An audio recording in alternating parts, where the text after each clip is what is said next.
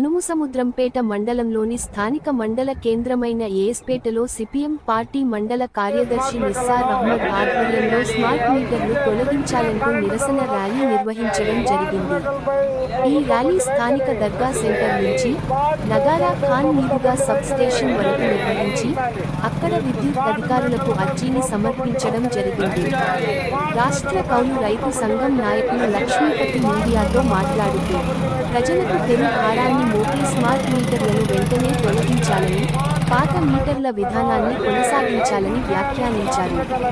ఈ కార్యక్రమంలో Aslam, guys, Iliyaz party కార్యకర్తలు తదితరులు పాల్గొన్నారు.